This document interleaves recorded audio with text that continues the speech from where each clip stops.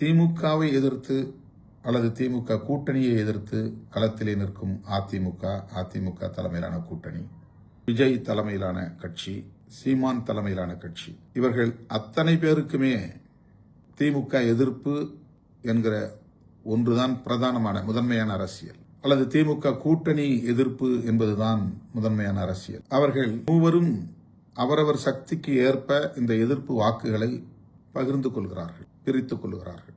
புதிதாக களம் காணுகிற தமிழக வெற்றி கழகம் திமுக, அதிமுக ஆகிய இரண்டு கட்சிகளுக்கும் எதிரான வாக்குகளை பெருவாரியாக பிரித்துக் கொள்ள இருக்கிறார்.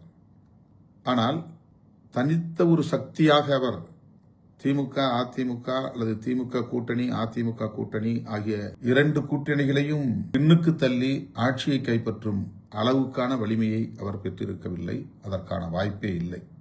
ஆக எப்படி கணக்கு போட்டு பார்த்தாலும் திமுக வெற்றி பெறும், திமுக கூட்டணி வெற்றி பெறும் என்கிற போது நாம் போட்டியிடக்கூடிய 8 தொகுதிகளிலும் நாம் வெற்றி பெறுவதற்கான வாய்ப்பு மிக பிரகாசமாக இருக்கிறது என்று நான் நம்புகிறேன்.